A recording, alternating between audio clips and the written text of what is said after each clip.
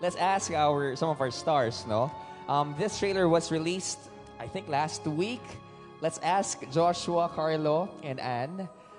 When you first saw the trailer, can you take us through the moment? Balikan natin yung pagkakataon na yun. Nung nakita niyo for the first time yung teaser trailer ng ginawa niyong obra. Start with you, Carlo. Mayabang. Siyempre, Dapat. proud. Oo, proud. Diba? Gawa namin yun, tapos ganun kaganda. Rob, come on. Hindi basta-basta yung napanood natin na teaser, na trailer. Sobrang ganda. So, nung napanood ko, pinakita ko agad sa misis ko, napanood na pala niya. At saka nagulat ako kasi hindi ko alam na magda-drop na ng full trailer. So, nung una kong tingin, teaser lang to. Tapos sinilip ko, 2 minutes, trailer na to. Ang ganda. Kinalat ko. Punta ako sa kapitbahay. Panoorin niyo. Ito po, finally. Yeah, Siyempre, sobrang proud. Yun lang. Thank you, Carlo. Joshua. Ako nakangiti lang ako the whole time. Natutuwa lang ako kasi kumbaga nakita na namin yung pinaghirapan namin. And then the whole time na pinapanood ko din, sabi ko, ano kaya iniisip ni Anne? Kasi siya yung pinaka-kinakabahan sa first week namin. Pero sobrang saya ko, na-excite lang ako. Shinare ko din agad. Pero hindi sa kapitbahay, sa social media lang. Ayun, yun yung sa akin. Yun yung naramdaman ko. Sobrang excited and sobrang saya. Sobrang saya. Yeah. Kami rin, sobrang excited na. Pero ngayon, sagutin na natin yung katanungan mo. Ano kayang naramdaman ni Anne? Miss Anne? Sobrang yung anticipation kasi of almost filming for a year, no, Direk May? We were filming for almost a year. So the moment I hit play, andun yung kaba, yung excitement. It was really a whirlwind of emotions na kinakabahan. But when it ended, I was left with a smile. I'm so proud. I was so proud to see, everything that we worked hard for. So I hope everyone who saw it was just as happy.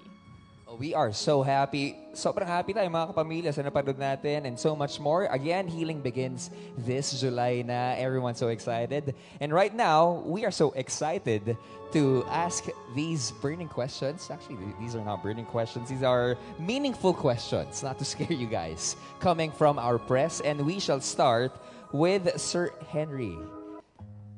Buena-mano pala ako dito. Oo, Sir Henry. Actually, a lot of people have watched the series already, yung original. But let's have that certain space, no, para sa mga hindi pa nakapanood. Can you tell us, for everyone who has not seen the original series yet, what is the story of It's Okay to Not Be Okay? Okay. Without spoiling so much. It's a story about two brothers, si Patpat saka si Matmat, played by Joshua and Carlo. Who has emotional or who has a painful past, and a woman entering their lives, si Mia, played by Anne Curtis, who has emotional baggage of her own. Together, they will face old wounds or old scars, mental health struggles, and the real meaning of love, and slowly learning that healing comes or begins when you're no longer alone. So in a gist, it's okay to not be okay. So hindi lang siya story about healing nilang yung tatlo nating bida, but actually it comes across sa lahat ng mga characters. Oh, so sakto nga yung sinabi ni Carlo na kinalat sa kapitbahay, di ba? Because I just want to say na it's about healing and need other people. Dahil lahat tayo, hindi lang magkakapitbahay, magkakapitbuhay. Diba? Everyone's so connected. Okay, thank you so much, Sir Henry. Okay, let's go with the questions coming from the press. And we've got a question for Miss Anne, coming from Carl June, Kapatid Insider. For first-time viewers who haven't seen the Korean version, what can they expect from this local adaptation? I think I would like to say for both those who haven't seen it and those who have seen it, Una, for those who have seen it, you will still get the same story. But we have given it a Filipino taste. We have added some new characters to make it our own. So that is something to look forward to. For those who haven't seen it yet, I have to say that this is something that it's a universal story that everyone will be able to relate to. It's a healing story, it's a beautiful journey of love, but at the end of the day, every Filipino, whether it be family, friends, will be able to relate to this story of healing, pain, and love. Yeah, and also, I just want to ask, no, if I'm not mistaken, after a long time, bumabalik kayo sa pag-arte. Yes. Yes. So how did you prepare for this? Paano yung paghahanda? And how excited were you when you said yes to this beautiful project? Alam mo, to be honest, it took me a while to say yes to this project. As much as I was so excited to do it because I was so nervous. Ang tagal ko nang hindi umarte. So there was a lot of jitters, lalo na sa first day. But I was supported by, of course, amazing actors, guided by our team captain, Direk May. So I had my own journey of anxiety, I must say, kasi grabe yung kaba ko. Even today, sa pagbati pa lang, kitang-kitang kinakabahan na ako. But you know what? I learned from this story that it really is okay to not be okay. Rinig sa boses ko, nanginginig ako. Sobrang nakakapanibago na makita yung ganito na version. But again, it's okay to not be okay. Carla, you wanna say something? Wala naman, okay lang. Okay lang, okay lang. Okay lang. Akala ko Huwag mo susuportahan masyadong mo eh. anuhin, Robbie, Susuportahan mo eh. And it's really, really cute to see you like this. Ang galing. Okay, thank you so much, Anne. Josh, you got a question coming from MC Richard Paglikawan of Lionheart TV. Joshua, this role tackles themes like emotional suppression and caregiver burnout. How did you personally relate to your character, Moon Gang Tae? Personally, nakarelate ako sa kanya kasi parehas kaming mapagmahal na kapatid. Parehas kaming nangulila sa nanay. Doon pa lang, ang laki na nung relate ko dun eh. Naintindihan ko sa character ko eh. What else, Direk? Pinasok mo talaga yung yung character.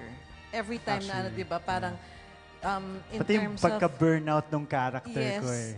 It's- Naramdaman ko rin sa akin eh. sa set, talaga, it helped that we were locked in because he was really focused. And then, in fact, even after, like, pagbalik na sa hotel, he was really studying it and getting into the character, understanding the journey. So, kasi minsan mauubusan ka talaga ng baon na personal. But with him, kasi pinapasok niya yung yung journey, ano yung nararamdaman nung character. So every time, parang what is this character going through? And he's really studying it and studying it. And he was focused throughout because dun sa Lock-in, kahit pack-up na, nag-aaral pa rin siya. And then makita mo yung script niya, talagang may notes. So talagang he was into it. It wasn't just like a role na dumadaan sa kanya. Pinasok niya talaga and talagang he studied and prepared for this role. Happy birthday, Joshua. Grabe yung mga binigay na Tinulungan words. niya ako sumagot. ni Ang Direk dami niya May. chocolates binigay sa akin. Thank you. And actually, na-appreciate ko rin si Direk kasi sa set din, kinakausap niya kami bilang characters namin. Pag nagpe-prepare kami para sa heavy scene, kakausapin ka ni Direk bilang ikaw si Patpat, ikaw si Matmat, na nakakatulong sa aming actors. Sobrang luwag sa pakiramdam. So, yun. Thank you rin, Nay. Prepared. It helps din naman, love fest tayo ngayon, ha? Pero hindi totoo naman. Kasi it helps na yung mga artista, I dedicate. I'm so blessed with the cast that I have for the show. Kasi talagang makita mo yung dedication, the passion, talagang pagtungtong sa set. Si Anne nga kahit hating gabi, pag meron siya maisip tungkol dun sa character niya, direct, ganyan, ganyan. Kahit nasang lupalop siya, all over the world, nakatext ko na siya, kahit anong oras, magte-text siya sa akin about everything. Si Kaloy, talagang sa set, lahat sila, all of them, I've seen, the iPads of my actors, I see their notes. They are all, si Miss Rio, merong notebook na Snoopy, na nandun lahat ng Sinusulat notes niya yung lines niya. So, everyone. Diba? Kaya ang swerte ko, dahil kasi, parang give and take. Ang sarap makatrabaho yung mga artista na passionate and dedicated. Makes my work easier. So, but, it's really a tag team.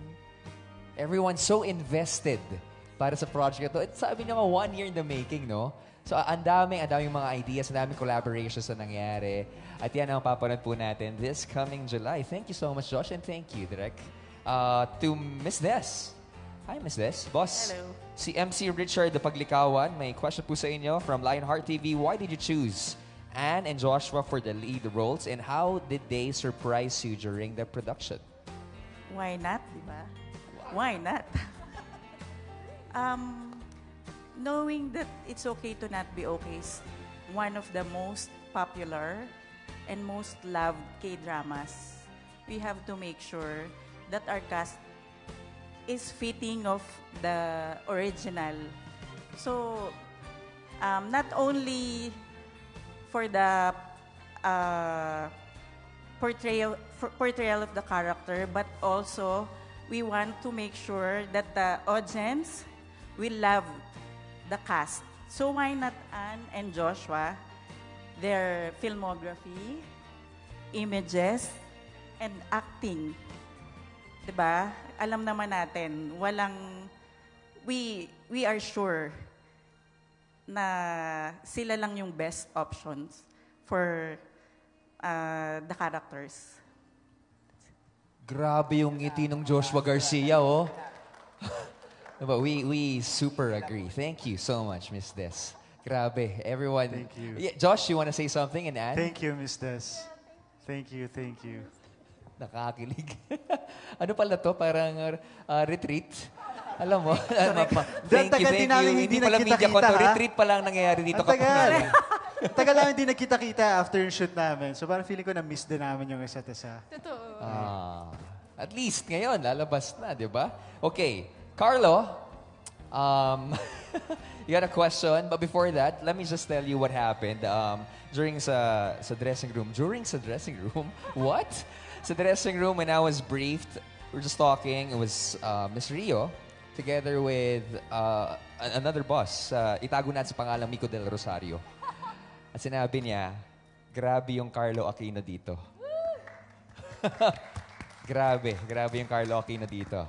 So, with that, tanong ni Kate Adahar from Random Republica, yung character mo ay someone with special needs. How did you prepare and build your role? Meron ka bang naging peg in your portrayal? Naging? Peg. Beg. Marami. Actually, Kate, ayan, si Kate. Pinag-ano nila ako 3 days na immersion sa special school sa May Banawe. Sinamahan ako ni Josh, sinamahan ako ni Noel, tsaka actually yung ibang staff, si Direk May, RBO, nandoon.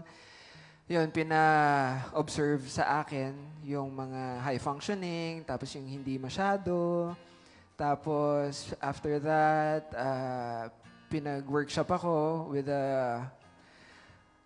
Miss Ana Fileo. Yan, yun yung mga pinagawa sa akin. Tapos, syempre, sa tulong din ni Direk May, binuo namin kung paano gumalaw kasama ko si Noel, yung younger version ni Matmat. Dapat kasi aligned yung galaw niya, yung pinapapanood sa akin. Nire-record nila habang nag-workshop kami. Ganon yung mga ginawa namin. Miss Rio, can you refresh my memory? Andito po ako, Miss Rio. Okay. May sinasabi kayo kanina tungkol dun sa mga scenes ni Carlo na kailangan, wag muna ibigay. Kasi rehearsal pa lang. Hindi. Kasi pag mga eksena niya, pinapanood ko kasi.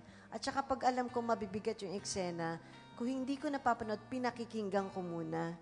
Tapos pag rehearsal, kasi rehearsal pa lang bumibigay na si Carlo. Di, parang, grabe naman to. Hindi naman 1, 2 take kasi maraming anggulo Para ibigay mo sa una hanggang 3, paano yung pang-5 at pang-7, di ba? Pero kaya pa rin ibigay. Yung bang, saan ang gagaling yun? At saka, ang husay kasi hindi nga madali Hindi na madali yung pag-iisip kasi mental, di ba? May dialogue pa. Yung paano siya magsalita. Paano pa siya gumalaw.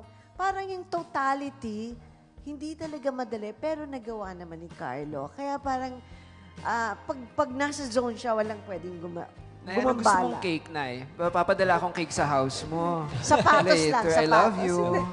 Yung sabi ko sa kanya, parang yung alam mo na pag nasa zone, hindi mo siya pwedeng galawin. Kasi naiintindihan mo bilang katrabaho na hindi madali yung ginagawa niya. Totoo. Pero na-appreciate mo kasi lahat kami magkakasama kami halos, lalo na pag sa ospital, magkakasama kami sa eksena. Nagre-respetuhan kami. Andun yung respeto namin na ibigay yung space sa kanila.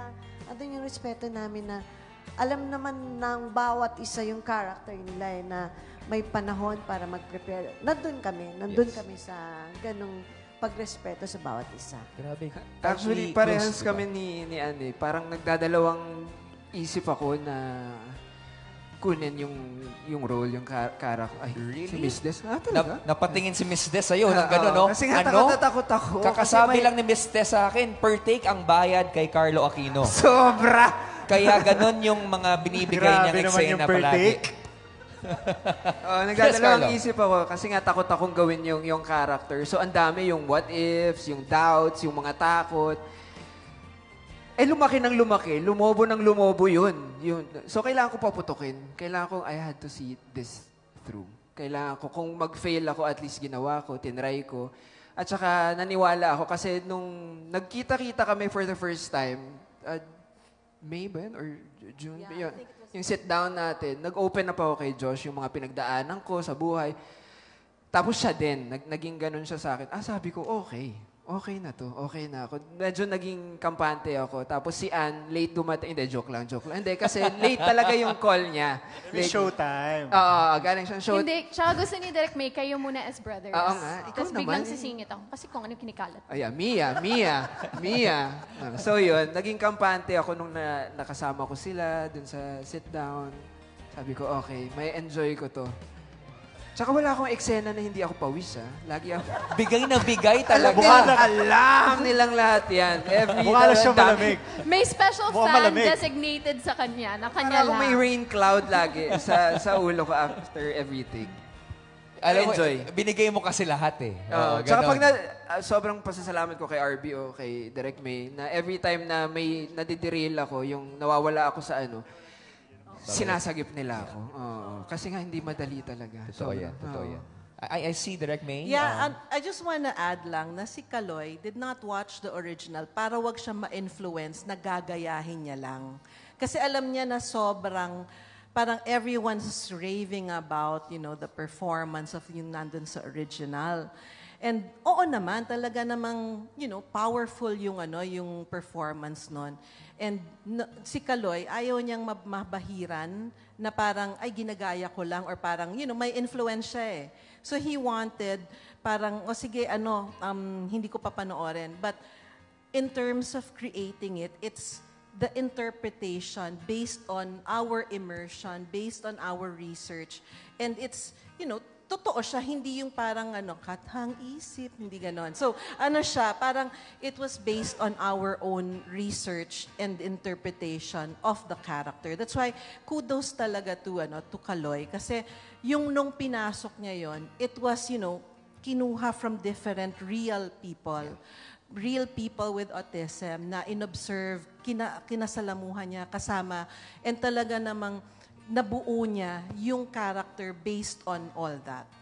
Okay. So, yun, talagang, you gotta give it to him na hindi siya nagkopya lang. And that's what we want to do. Yeah. We don't want to just copy and, ginawa nila ganito gawin din natin. Wow. So, it's an interpretation. Yeah. We created our own too. Well, 2 points, Direk. Miss Ann? Yeah, no, Carlo's performance, it's always so raw.